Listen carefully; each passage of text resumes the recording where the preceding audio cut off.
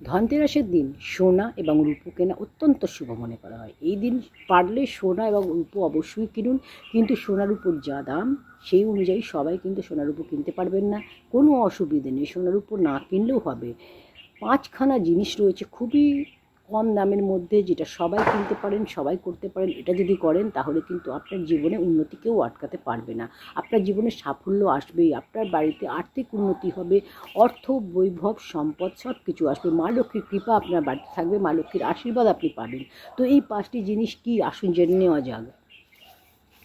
এই 5টি জিনিসের মধ্যে প্রথম 1 নম্বর হচ্ছে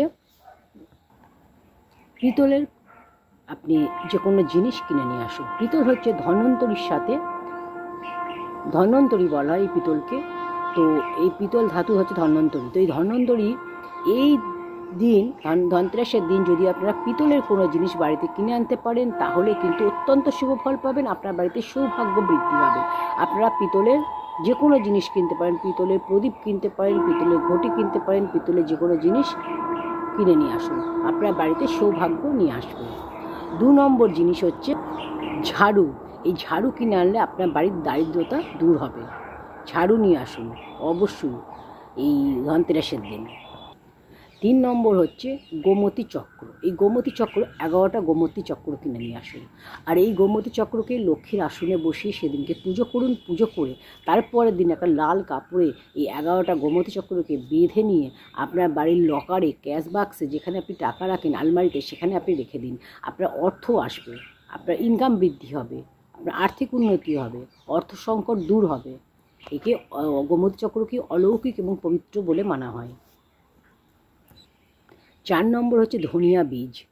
এই ধনিয়া বীজ আপনারা এই ধনতেরাসের দিন নিয়ে আসুন এবং লক্ষ্মী দেবীর আসনে সেটা রেখে দিন, সেটা পুজো করুন। তারপরের দিন আপনারা সেটা একটা লাল কাপড়ে বেঁধে আপনার যে টাকা রাখার জায়গায়, সেই টাকা রাখার জায়গায় রেখে দিন। আপনার এটা অত্যন্ত শুভ বলে মনে হয়, এটা শুভ বলে মানা হয়। এটা আপনার অর্থ আসবে, অর্থ রাখার জায়গায় যেখানে আপনি টাকা রাখেন, অর্থ রাখেন, সেখানে আপনি রেখে দিন। সেটা মা লক্ষ্মীর আশীর্বাদ আপনি পাবেন, আপনার অর্থ আসবে, আপনার বৈভব, অর্থ, সুখ, সমৃদ্ধি বৃদ্ধি পাবে।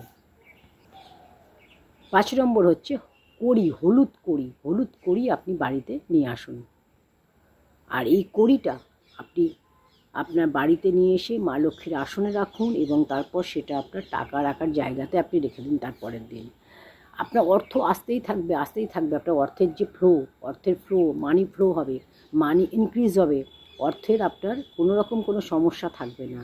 আপনি 11টা কিনবেন। এই যে কড়িটা, হলুদ কড়ি, যদি হলুদ কড়ি না থাকে তাহলে আপনি চন্দনের গুঁড়ো একটু লাগিয়ে নেবেন, বা হলুদ আপনি সেটা কড়ির মধ্যে লাগিয়ে সেটা হলুদ করে নেবেন, করে মা লক্ষ্মীকে নিবেদন করুন, মা লক্ষ্মীর আসনে রেখে দিন এবং তারপরের দিন সেটা পুজো করে তারপরের দিন আপনার টাকা রাখার জায়গায় রেখে দিন।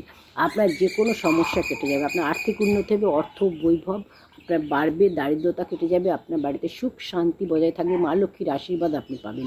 এই 5টি জিনিস অত্যন্ত কম দামে এবং অত্যন্ত প্রিয় মা লক্ষ্মী। এই জিনিসগুলো আপনারা বাড়িতে নিয়ে আসুন, ধনতেরাসের দিন অত্যন্ত শুভ ফল পাবেন।